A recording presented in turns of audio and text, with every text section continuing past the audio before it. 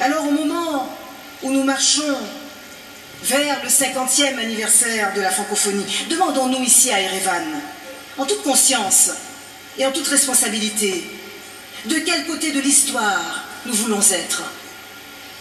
Sommes-nous prêts à accepter que les organisations internationales soient utilisées à des fins partisanes, alors que nous avons besoin comme jamais de nous unir dans un multilatéralisme rénové et volontaire pour trouver des réponses et des solutions transnationales à des menaces et des défis désormais transnationaux?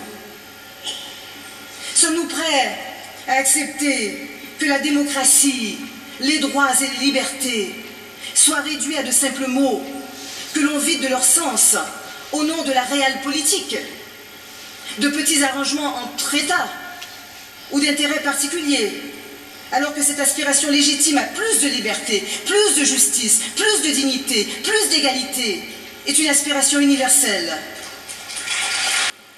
Excellences, Monsieur le Président de la République d'Arménie, Monsieur le Premier ministre d'Arménie, Messieurs les chefs d'État et de gouvernement, Mesdames et Messieurs les ministres, Mesdames et Messieurs les ambassadeurs, Mesdames et Messieurs les chefs de délégation, Madame la directrice de l'UNESCO, Monsieur le secrétaire général de l'OEA, chers amis de la francophonie. Tout sur cette terre d'Arménie nous appelle à un devoir de mémoire.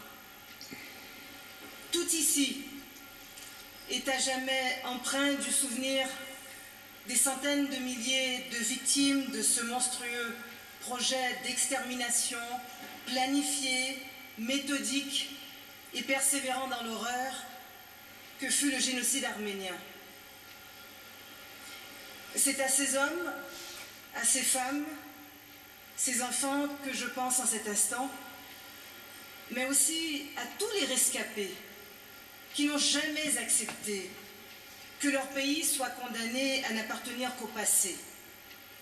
L'Arménie est plus que jamais vivante, riche de la force et du courage d'un peuple de culture et d'espoir, riche de l'ingéniosité et de la vaillance de sa jeunesse projetée vers l'avenir, riche de la vitalité de sa diaspora qui lui a donné les dimensions du monde. Charles Aznavour n'était-il pas de ces citoyens, de ces Arméniens du monde? Eh bien, aujourd'hui, Monsieur le Premier ministre, c'est le monde qui, à votre invitation, vient à l'Arménie, à travers les 84 États et gouvernements de la francophonie des 5 continents. Et c'est pour nous une grande fierté, un grand bonheur, à la hauteur de l'accueil si chaleureux, si sincère qui nous est réservé à l'occasion de ce 17e sommet de la francophonie. Je veux vous remercier en mon nom personnel et au nom des peuples de la francophonie. Messieurs les chefs d'État et de gouvernement, tout ici, en cette terre d'Arménie, nous appelle à un devoir de mémoire et par là même à vivre ensemble un moment de vérité et de lucidité. Parce que malheureusement, l'histoire nous apprend que nous ne savons pas apprendre de l'histoire. Or, quand le passé n'éclaire plus l'avenir, comme le disait Tocqueville, l'esprit marche dans les ténèbres. Telle fut la raison d'être de la Société des Nations, puis de l'Organisation des Nations Unies, de l'Union européenne aussi, qui se sont construites sur les décombres de 2 guerres mondiales, avec la farouche volonté d'assurer enfin la paix et la sécurité, de favoriser le progrès économique et social à travers la coopération entre les peuples, et sur la base également de la reconnaissance de la dignité, des libertés et des droits fondamentaux de la personne humaine. Nous ne sommes pas toujours parvenus à éviter le pire. Mais la communauté des nations, rassemblée au sein des organisations multilatérales, a continué d'avancer, pas à pas, sur la voie de la réalisation de ces idéaux encore et toujours à atteindre. Nous, de la francophonie, avons aussi, à notre manière, construit notre projet sur des décombres, ceux de la colonisation et de son déni d'humanité. Ce projet, nous l'avons construit avec la farouche volonté de renaître à nous-mêmes et de renaître au monde.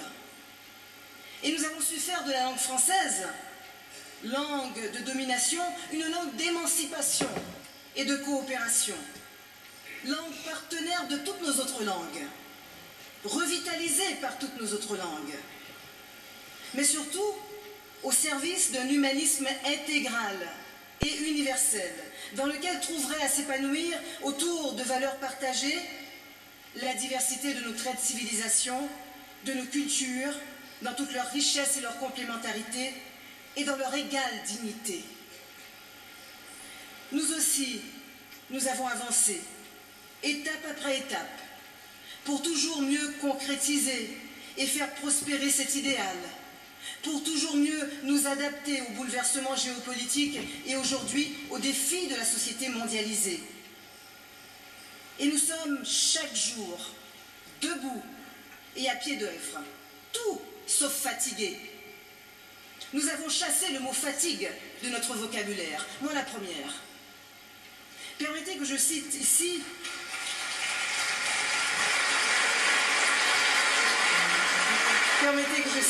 chers amis, Léopold Sédar Senghor. Notre francophonie n'est ni une tour, ni une cathédrale. Elle s'enfonce dans la chair ardente de notre temps et ses exigences. Ces mots s'imposent à nous comme une évidence. Messieurs les chefs d'État et de gouvernement, c'est sous votre impulsion que la francophonie, au fil de ces quelques 50 ans, a renforcé ou élargi ses missions pour répondre au plus près, oui, aux besoins et aux aspirations nouvelles des populations, notamment des femmes et des jeunes, en matière d'éducation et de formation, en matière de développement durable, d'innovation technologique, d'entrepreneuriat.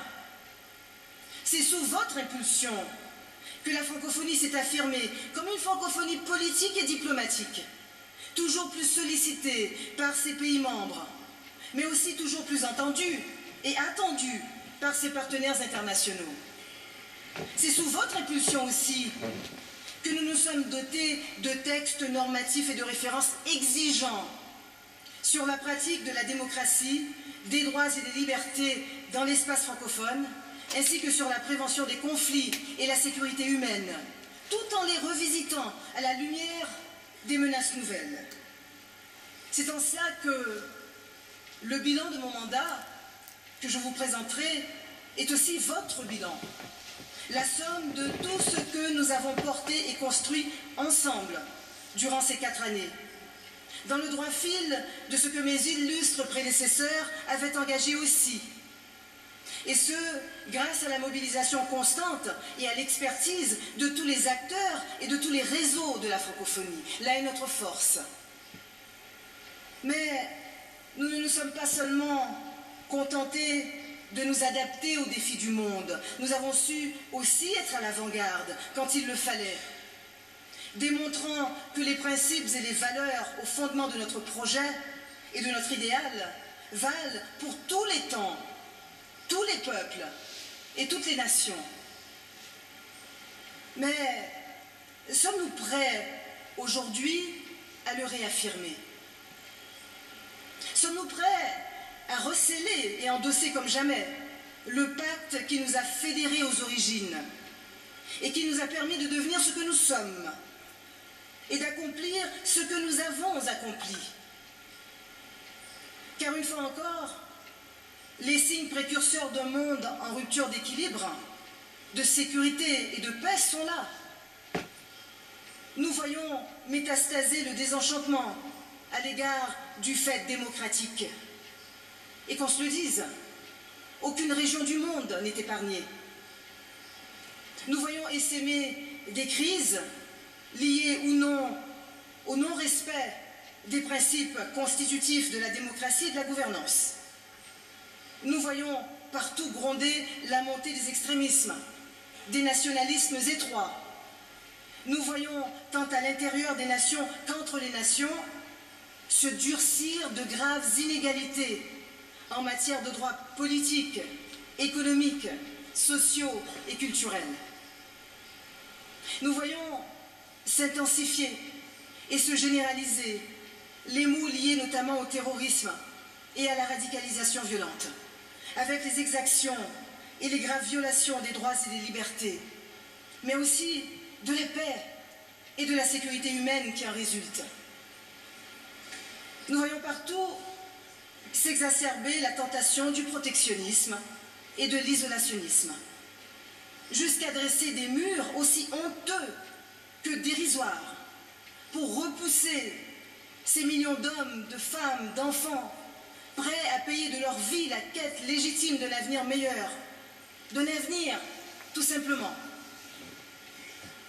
Nous voyons s'installer une défiance à l'égard de l'ordre libéral international et du multilatéralisme, voire leur remise en cause, et par conséquent la remise en cause de la démocratie internationale. Alors au moment où nous marchons vers le 50e anniversaire de la francophonie, demandons-nous ici à Erevan, en toute conscience et en toute responsabilité, de quel côté de l'histoire nous voulons être? Sommes-nous prêts à accepter que les organisations internationales soient utilisées à des fins partisanes, alors que nous avons besoin comme jamais de nous unir dans un multilatéralisme rénové et volontaire pour trouver des réponses et des solutions transnationales à des menaces et des défis désormais transnationaux? Sommes-nous prêts à accepter que la démocratie, les droits et les libertés soient réduits à de simples mots, que l'on vide de leur sens au nom de la réelle politique, de petits arrangements entre États ou d'intérêts particuliers, alors que cette aspiration légitime à plus de liberté, plus de justice, plus de dignité, plus d'égalité est une aspiration universelle. Une aspiration universelle portée toujours plus énergiquement par les jeunes et par les femmes. Vous les avez entendus. Sommes-nous prêts à laisser gagner le relativisme culturel, alors que nous devrions saisir l'occasion de son 70e anniversaire pour marteler que la Déclaration universelle des droits de l'homme de 1948 n'est pas une production occidentale? Elle est l'expression de la quintessence de cette part d'humanité inaliénable que nous avons toutes et tous en partage. Sommes-nous prêts à laisser l'égoïsme à courte vue, les approches exclusivement comptables de la coopération internationale, les investissements prédateurs où la corruption l'emportait sur l'exigence de solidarité, sur des partenariats véritablement gagnant-gagnant? Le moment est venu pour nous, comme pour tant d'autres organisations multilatérales, de choisir entre réagir ou laisser faire, progresser ou régresser. Et disons-nous bien que l'immobilisme, l'atermoiement et les compromis sont déjà une forme de régression. Car une organisation qui ruse avec les valeurs et les principes est déjà une organisation moribonde. Monsieur le Premier ministre d'Arménie, messieurs les chefs d'État et de gouvernement, il ne dépend que de vous que ce 17e sommet tenu sur cette terre de mémoire, cette terre d'espoir et de renaissance, devienne le symbole lumineux de l'avenir que nous voulons pour et avec les jeunes générations. Nous les avons entendus. Nous aimons faire que leur voix porte. Je vous remercie.